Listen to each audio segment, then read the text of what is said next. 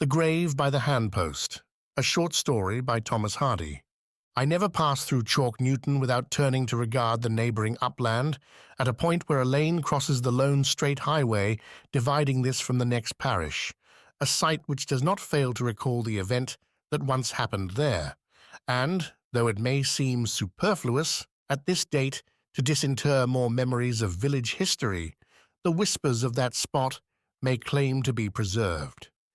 It was on a dark, yet mild and exceptionally dry evening at Christmas time, according to the testimony of William Dewey of Mellstock, Michael Mayle, and others, that the choir of Chalk Newton, a large parish situate about halfway between the towns of Ivell and Casterbridge, and now a railway station, left their homes just before midnight to repeat their annual harmonies under the windows of the local population. The band of instrumentalists and singers was one of the largest in the county, and, unlike the smaller and finer Mellstock string band, which eschewed all but the catgut, it included brass and reed performers at full Sunday services and reached all across the West Gallery. On this night there were 2 or 3 violins, 2 cellos, a tenor viol, double bass, hautboy, clarionets, serpent, and 7 singers. It was, however, not the choir's labours, but what its members chanced to witness, that particularly marked the occasion. They had pursued their rounds for many years without meeting with any incident of an unusual kind, but tonight, according to the assertions of several, there prevailed, to begin with, an exceptionally solemn and thoughtful mood among 2 or 3 of the oldest in the band, as if they were thinking they might be joined by the phantoms of dead friends who had been of their number in earlier years, and now were mute in the churchyard under flattening mounds, friends who had shown greater zest for melody in their time than was shown in this, or that some past voice of a semi-transparent figure might quaver from some bedroom window its acknowledgment of their nocturnal greeting instead of a familiar living neighbour. Whether this were fact or fancy, the younger members of the choir met together with their customary thoughtlessness and buoyancy. When they had gathered by the stone stump of the cross in the middle of the village, near the White Horse Inn, which they made their starting point, someone observed that they were full early, that it was not yet 12 o'clock. The local waits of those days mostly refrained from sounding a note before Christmas morning had astronomically arrived, and not caring to return to their beer, they decided to begin with some outlying cottages in Sidlinch Lane, where the people had no clocks and would not know whether it were night or morning. In that direction they accordingly went, and as they ascended to higher ground, their attention was attracted by a light beyond the houses, quite at the top of the lane. The road from Chalk Newton to Broad Sidlinch is about 2 miles long, and in the middle of its course, where it passes over the ridge dividing the 2 villages, it crosses at right angles, as has been stated, the lonely, monotonous old highway known as Long Ash Lane, which runs, straight as a surveyor's line, many miles north and south of this spot on the foundation of a Roman road, and has often been mentioned in these narratives. Though now quite deserted and grass-grown, at the beginning of the century it was well kept and frequented by traffic. The glimmering light appeared to come from the precise point where the roads intersected. "I think I know what that mid mean," one of the group remarked.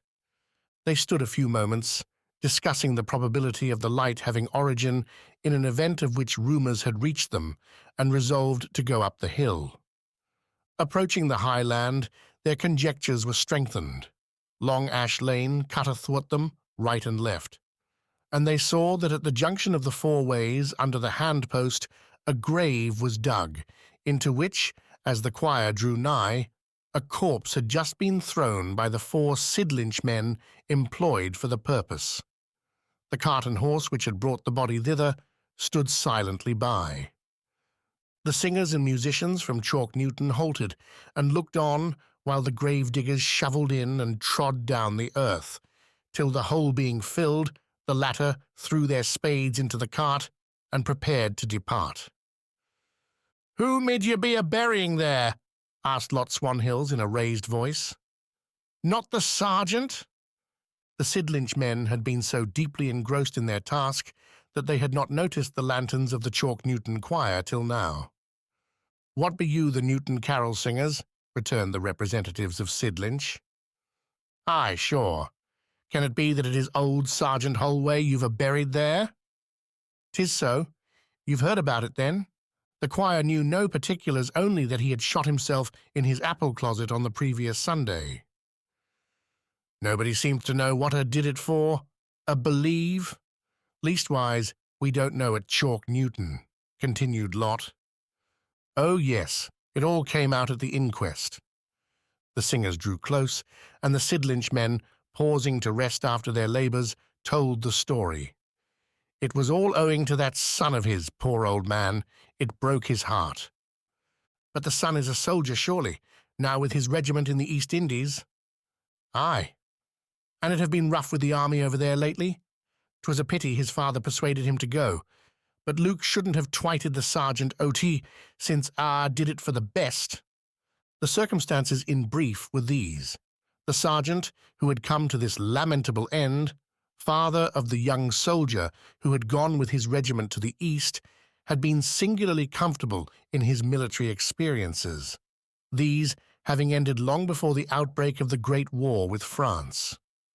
On his discharge, after duly serving his time, he had returned to his native village and married and taken kindly to domestic life.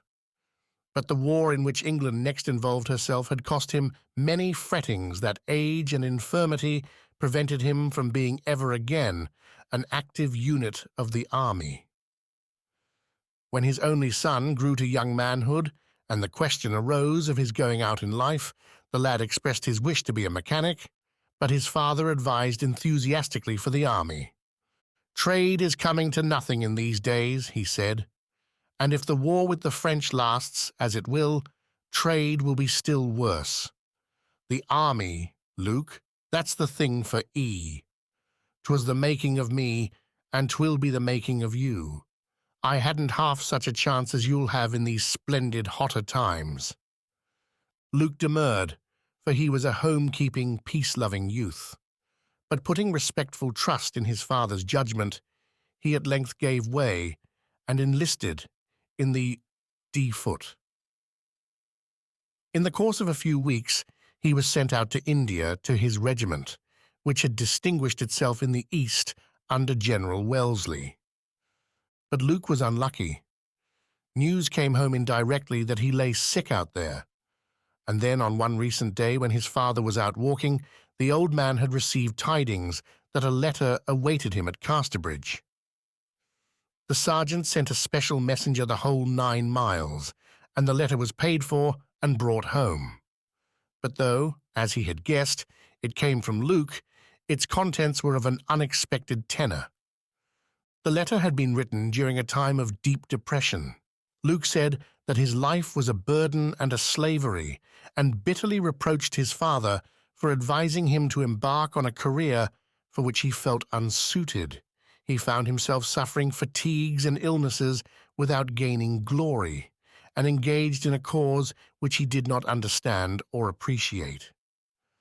If it had not been for his father's bad advice, he, Luke, would now have been working comfortably at a trade in the village that he had never wished to leave. After reading the letter, the sergeant advanced a few steps till he was quite out of sight of everybody, and then sat down on the bank by the wayside. When he arose half an hour later, he looked withered and broken, and from that day his natural spirits left him. Wounded to the quick by his son's sarcastic stings, he indulged in liquor more and more frequently. His wife had died some years before this date, and the sergeant lived alone in the house which had been hers. One morning in the December under notice, the report of a gun had been heard on his premises, and on entering the neighbours, found him in a dying state.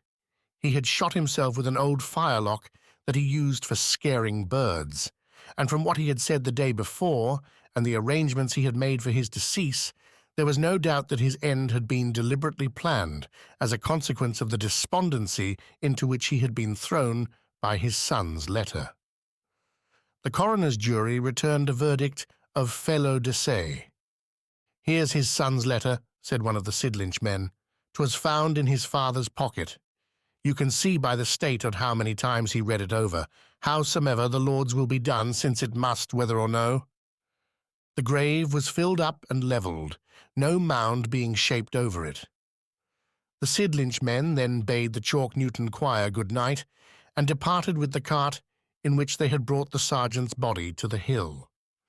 When their tread had died away from the ear, and the wind swept over the isolated grave with its customary siffle of indifference, Lot Swanhills turned and spoke to old Richard Toller, the hautboy player. "'Tis hard upon a man, and he a wold soldier, to serve and so, Richard. Not that the sergeant was ever in a battle bigger than would go into a half-acre paddock, that's true. Still, his soul ought to have as good a chance as another man's, all the same, hey?" Richard replied that he was quite of the same opinion. "What do you say to lifting up a carol over his grave, as 'tis Christmas, and no hurry to begin down in parish, and 'twouldn't take up 10 minutes, and not a soul up here to say us nay or know anything about it?" Lot nodded assent. "The man ought to hae his chances," he repeated. "Ye may as well spet upon his grave, for all the good we shall do end by what we lift up, now he's got so far," said Notton, the clarionet man and professed sceptic of the choir. "But I'm agreed if the rest be." They thereupon placed themselves in a semicircle by the newly stirred earth, and roused the dull air with the well-known number 16 of their collection, which Lot gave out as being the one he thought best suited to the occasion and the mood. "He comes the priest Sunners to release in Satan's bondag held." "Jown it! We've never played to a dead man afore," said Ezra Catstock, when, having concluded the last verse, they stood reflecting for a breath or two. "But it do seem more merciful than to go away and leave en, as they t'other fellers have done. Now back along to Newton, and by the time we get over right, the paysons, 'twill be 12:30, said the leader. They had not, however, done more than gather up their instruments when the wind brought to their notice the noise of a vehicle rapidly driven up the same lane from Sidlinch, which the gravediggers had lately retraced. To avoid being run over when moving on, they waited till the benighted traveller, whoever he might be, should pass them where they stood in the wider area of the cross. In half a minute, the light of the lanterns fell upon a hired fly, drawn by a steaming and jaded horse. It reached the handpost when a voice from the inside cried, "Stop here!" The driver pulled rein. The carriage door was opened from within, and there leapt out a private soldier in the uniform of some line regiment. He looked around, and was apparently surprised to see the musicians standing there. "Have you buried a man here?" he asked. "No. We bain't Sidlinch folk, thank God. We be Newton choir. Though a man is just buried here, that's true, and we've raised a carol over the poor mortal's anatomy.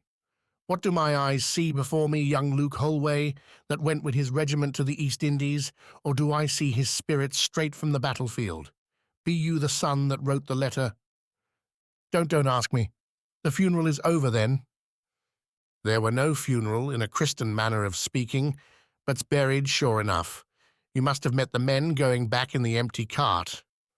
"Like a dog in a ditch, and all through me." He remained silent, looking at the grave, and they could not help pitying him. "My friends," he said, "I understand better now. You have, I suppose, in neighbourly charity, sung peace to his soul. I thank you from my heart for your kind pity.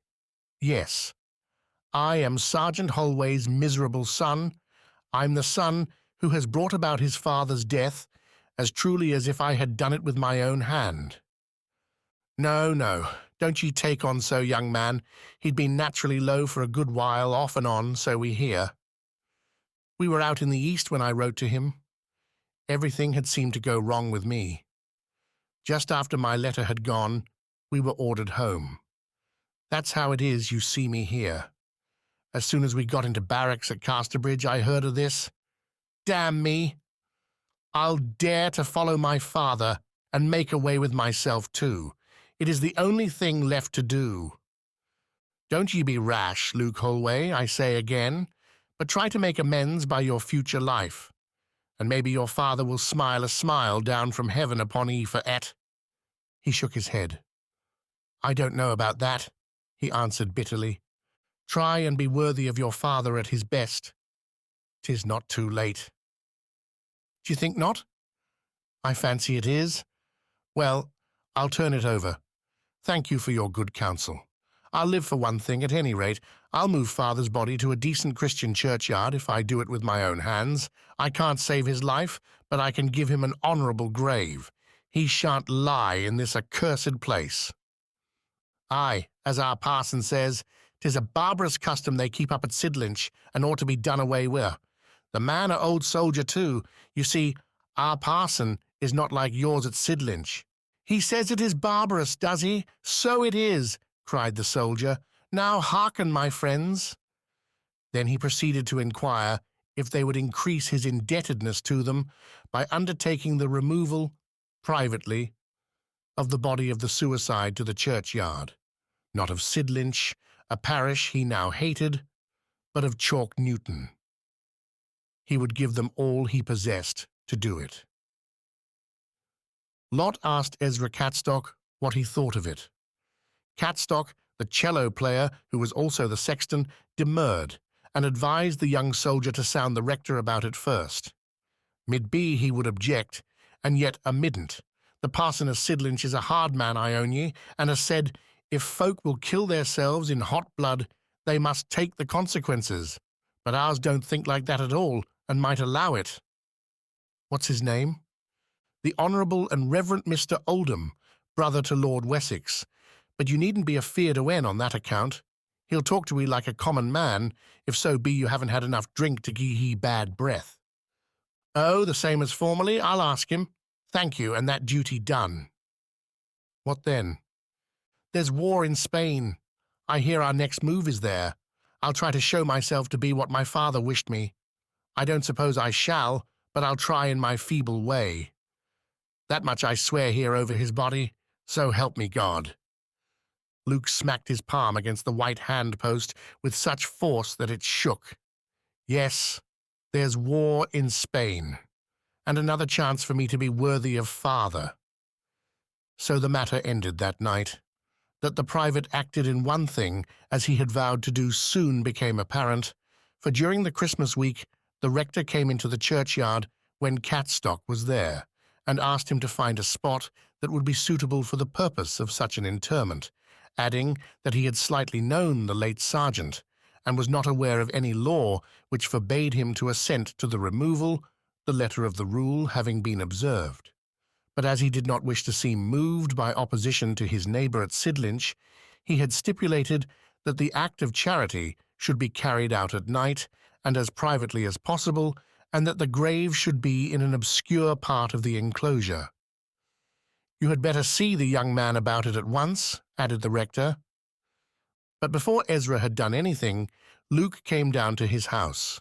His furlough had been cut short, owing to new developments of the war in the peninsula, and being obliged to go back to his regiment immediately, he was compelled to leave the exhumation and reinterment to his friends.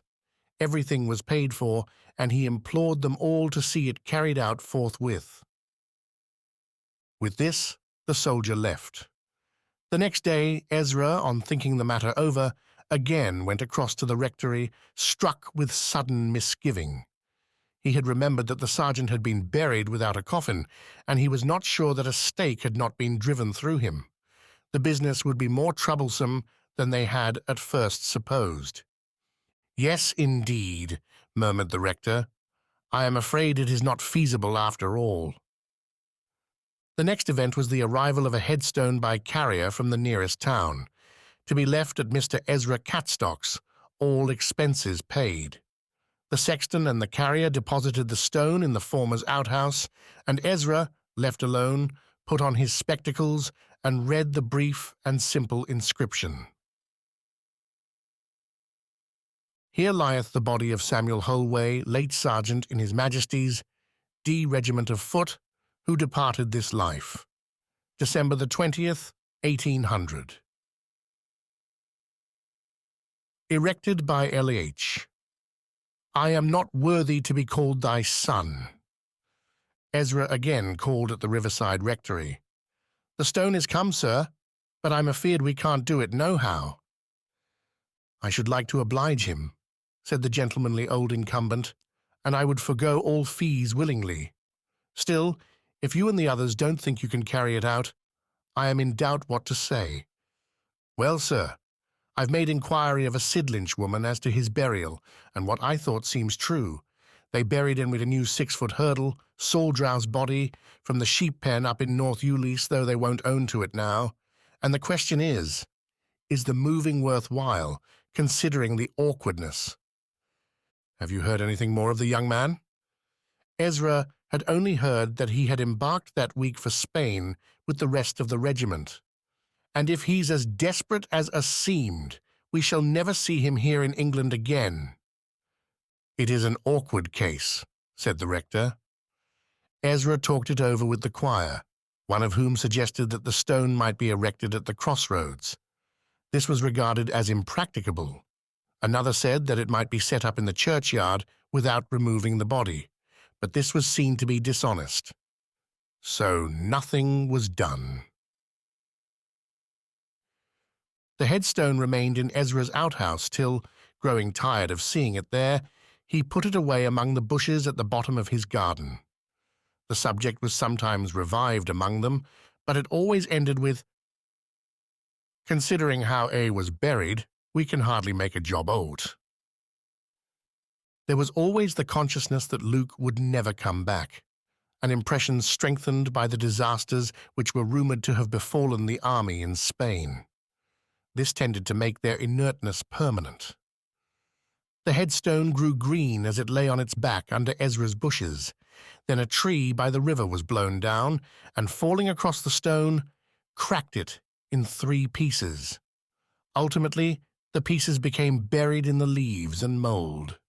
Luke had not been born a Chalk Newton man, and he had no relations left in Sidlinch, so that no tidings of him reached either village throughout the war. But after Waterloo and the fall of Napoleon, there arrived at Sidlinch one day an English sergeant-major covered with stripes and, as it turned out, rich in glory. Foreign service had so totally changed Luke Holway that it was not until he told his name that the inhabitants recognized him as the sergeant's only son. He had served with unswerving effectiveness through the Peninsular campaigns under Wellington, had fought at Busaco, Fuente d'Onore, Ciudad Rodrigo, Badajoz, Salamanca, Vitoria, Quatre Bras, and Waterloo, and had now returned to enjoy a more than earned pension and repose in his native district.